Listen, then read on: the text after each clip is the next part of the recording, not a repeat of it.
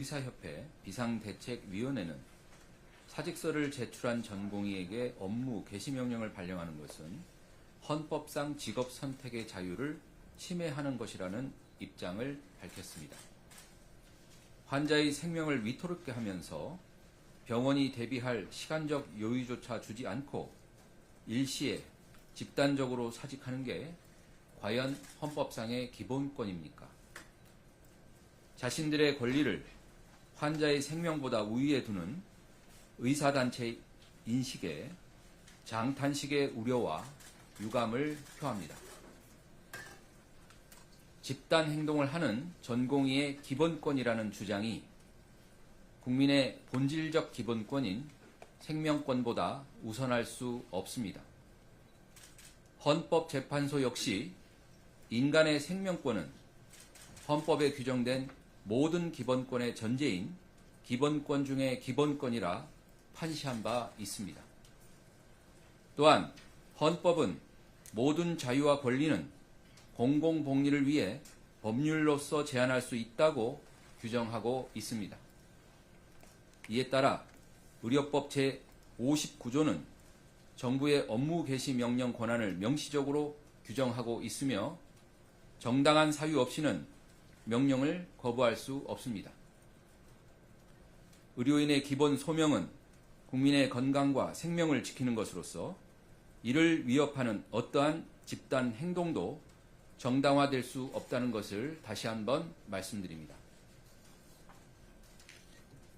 환자의 건강과 생명을 첫째로 생각하겠다는 히포크라테스의 선서를 다시 한번 생각해 주시기 부탁드립니다. 다음으로 의사단체 집단 행동 관련 현장 점검 결과를 말씀드리겠습니다.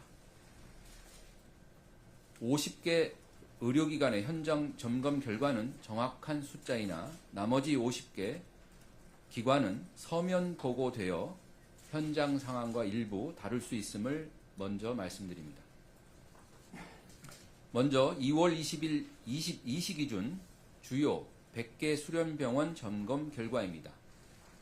상위 50개 병원은 현장 점검을 하였으며 남은 50개 병원은 자료 제출 결과를 점검하였습니다. 소속 전공의의 약 71.2% 수준인 8,816명의 전공의가 사직서를 제출하였으나 모두 수리되지 않았습니다. 근무지 이탈자는 소속 전공의의 약 63.1%인 7,813명입니다. 이에 따라 현장 점검에서 근무지 이탈이 확인된 전공의 6,112명 중 이미 업무 개시 명령을 받은 715명을 제외한 5,397명의 전공의에게 업무 개시 명령을 발령하였습니다. 20일 18시 기준 의사 집단행동 피해 신고 지원센터에 신규로 접수된 피해 사례는 총 58건입니다. 주로 일방적인 진료 예약 취소, 무기한 수술 연기 등의 내용이었습니다. 수술 취소 등에 따라 발생한 손해보상을 위해 법률 서비스 지원을 요청하여 법률구조공단으로 연계한 사례도 있었습니다. 정부는 국민의 피해 사례를 접수 검토하여 환자의 치료에 공백이 없도록 신속히 지원하겠습니다. 다음은 의대생 휴학 및 대응 상황입니다. 교육부가 40개 대학을 대상으로 파악한 결과 2월 20일 기준 총 27개 대학교에서 7,620명이 휴학 신청하였다고 하며 아직 요건 충족 여부는 확인되지 않은 상태입니다. 또한 총 6개 교 30명에 대한 휴학 허가가 있었던 것으로 확인하였는데 이는 모두 학칙에 근거하여 요건과 절차를 준수하여 진행된 허가로서 동맹 휴학에 대한 허가는 없었음을 알려드립니다. 수업 거부가 확인된 곳은 3개 교로 파악되었으며 해당 학교에서는 학생 면담, 학생 설명 등을 통해 정상적 학사 운영을 위한 노력을 지속 중에 있습니다. 교육부는 각 대학들에게 학생들의 휴학 신청에 대하여 법과 원칙에 따라 면밀히 그 허가 여부를 검토하고 수업 거부 등 단체 행동에 대하여는 학칙에 따라 엄격하게 관리할 것을 당부하였습니다. 다음으로 의사단체 등이 제기하는 주장에 대한 정확한 사실과 정부의 입장에 대해서 설명드리겠습니다. 첫째, 필수의료 정책 패키지는 그동안 의료계에서 요구해온 내용이 대부분 담겨 있습니다. 의료계는 필수의료 정책 패키지가 최선의 진료를 제한하는 정책이므로 전면 백지화해야 한다고 주장하고 있지만 이는 사실이 아닙니다. 정부는 의사협회와의 총 28차례 의료현안 협의체 중 제19차 회의부터 필수의료 정책 패키지 내용을 순차적으로 논의하였습니다. 제21차 회의에서는 각 정책 추진 방향에 대해 의사협회와 합의한 바도 있습니다. 이를 통해 필수 분야의 사법적 부담을 줄이기 위한 의료사고 처리 특례 법안을 제정키로 했고 조만간 법안 초안을 발표할 예정입니다. 수가의 공정성 제고를 위해 필수 의료 분야에만 10조 원 이상을 투자하기로도 했습니다. 정부가 마련한 정책 패키지의 강론에 대해 의사단체의 이견이 생길 수는 있습니다. 하지만 전면 백지화라면 그동안 협의한 모든 필수의료 지원 정책을 중단하라는 의미입니다. 대안 없이 모든 것을 거부하는 반대가 아니라 구체적으로 무엇이 문제인지 어떻게 수정하기를 바라는지 밝혀주시기 바랍니다. 더 나은 대안이 있다면 정책에 적극 반영하겠습니다. 둘째, 전공의 집단 사직으로 인해 가동되는 비상진료 체계가 버틸 수 있는 기간은 2 내지 3주라는 의견에 대해 말씀드리겠습니다. 현재 상급 종합병원 입원 환자의 약 50%는 지역의 종합병원이나 병원급에서도 충분히 진료가 가능한 환자입니다. 정부는 이들을 적극 연계 회송하여 전공의 이탈이 심한 상급 종합병원이 중증 응급 환자 진료에 역량을 집중할 수 있도록 지원할 것입니다. 이를 위해 어제부터 환자 회송에 따른 수가를 인상하여 뒷받침 중입니다.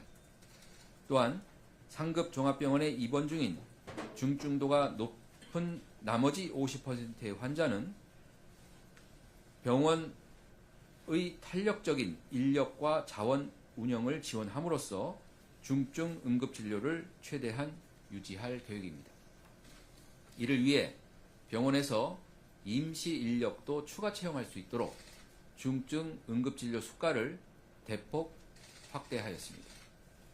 입원 전담 전문의, 권역 외상센터와 응급의료센터 인력의 탄력적 운영 등을 위한 규제 완화도 발표한 바가 있습니다. 필요시 인력이 부족한 의료기관과 전문 과목에 대해서는 공보의 등 외부 인력을 핀셋 지원하겠습니다. 이를 통해 지역으로 분산된 중등증 이하의 환자를 지역 병원이 집중 진료하고 공공기관도 평일 연장 진료 및 주말 진료를 통해 추가 발생할 수 있는 의료 수요에 대응할 수 있도록 하여 환자 곁을 지키는 의료인의 소진이 일어나지 않도록 정책 지원에 만전을 기하겠습니다. 다음으로 정부가 의대 정원 2,000명 증원의 근거로 참고한 한국보건사회연구원, KDI, 그리고 서울대학교 3개 연구에 대해 상세히 설명드리겠습니다. 3개 연구 모두 고령 인구 증가에 따라 미래의 의료 수요가 증가하여 2035년 기준으로 약 1만 명의 의사가 부족한 것으로 추계하였습니다. 한국보건사회연구원은 9,654명, KDI는 1,650명, 서울대학교는 1,816명이 부족한 것으로 추계하였습니다. 먼저 한국보건사회연구원 연구에 대해 설명드리겠습니다. 2020년 한국보건사회연구원은 과거의 의료 이용량과 활동 의사 수 추이를 토대로 미래 수급을 예측하였으며 한 해 의사 진료일을 공휴일 제외 265일로 계산하고 의사들이 환자 진료량을 그대로 유지한다고 보수적으로 가정하여 2035년 9,654명이 부족하다고 추계하였습니다. 의사의 근무 일수나 환자 진료량이 더 낮아진다고 가정할 경우 부족한 의사 수는 더 많아지게 됩니다. 다음으로 KDI 연구를 설명드리겠습니다. 2022년 KDI는 장래 인구 추계와 연령별 의료 이용량을 고려해 미래 총 의료 수요를 계산하고 의사의 연령별 이탈률을 적용해 미래 의사 공급을 산출한 결과 2035년에는 1,650명, 2050년에는 22,000명의 의사가 부족한 것으로 추계하였습니다. 마지막으로 서울대학교 연구입니다. 2020년 서울대학교는 기준 시점은 KDI 연구와 상이하나 유사하게 장래 인구 추계와 연령별 의료 이용량을 고려해 미래 총 의료 수요를 계산하고 의사 공급은 과거의 추이를 토대로 산출한 결과 2035년 18,816명, 2050년에는 26,570명의 의사가 부족한 것으로 추계하였습니다. 위 3개 연구에서 추가적으로 의료 수요인 의사의 근로시간 축소 필요성, 새로운 수요의 증가 경향, 그리고 제약 바이오 등 임상 외 분야의 의사 수요를 반영하게 된다면 필요한 의사 인력은 더욱 늘어나게 됩니다. 정부는 위 3개 연구 등을 종합적으로 참고하여 의대 정원 규모를 결정하였다는 점을 말씀드립니다. 다음으로 금일 8시 30분에 개최된 조규홍 중앙사고수습본부장 주재 공공의료기관장 간담회 논의사항에 대해서 말씀드리겠습니다. 정부는 전공의 집단행동 본격화에 따른 국민의 의료이용 불편을 최소화하기 위해 국립중앙의료원, 지방의료원, 적십자병원 등 전국 97개 공공의료기관장과 함께 비상진료체계를 집중 점검하였습니다. 모든 공공의료기관은 비상진료 대책을 바탕으로 24시간 응급의료체계의 운영, 병원 내 인력의 조정을 통한 필수의료 진료기능 유지, 그리고 진료시간 확대 등을 추진할 계획입니다. 오늘 회의에서는 각 공공의료기관별 비상진료체계 가동 상황을 점검하고 추가적인 지원 필요 사항을 논의하였습니다. 아울러 중앙사고수습본부 본부장께서는 공백 없는 비상진료체계 운영을 위한 공공의료기관의 적극적 역할을 당부하였습니다.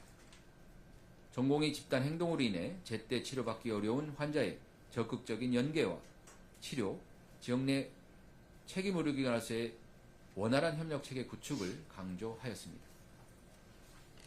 전공의 여러분께 호소드립니다. 어제 전공의 대표들이 만나 논의하고 성명서를 발표하였습니다. 건의한 내용을 살펴보면 여전히 사실관계 인식이 다른 부분이 있고 건의사항의 많은 부분이 정부와의 대화를 통해 해소할 여지가 있다고 봅니다. 거듭 요청드리지만 환자 곁으로 즉시 복귀하시고 정부와의 대화에 참여하기를 제안합니다.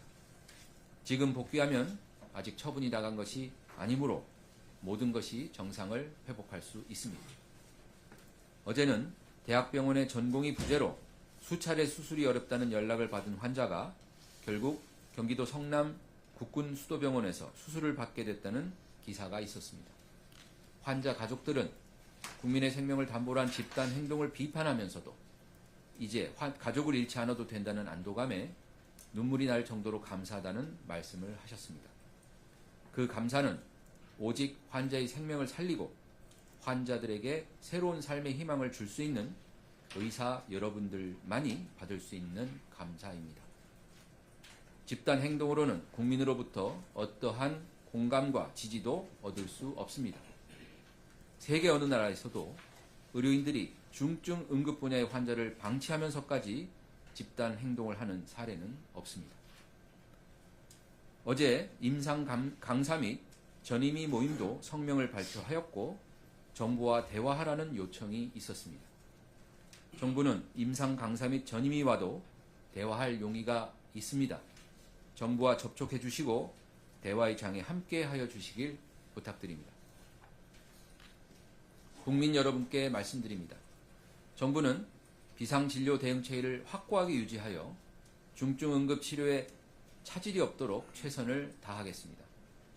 어제와 오늘은 전공의들의 집단 이탈로 예정된 수술의 취소 등 현장 혼란이 있었으나 정부의 조치 등을 통하여 조속하게 안정화될 수 있도록 하겠습니다.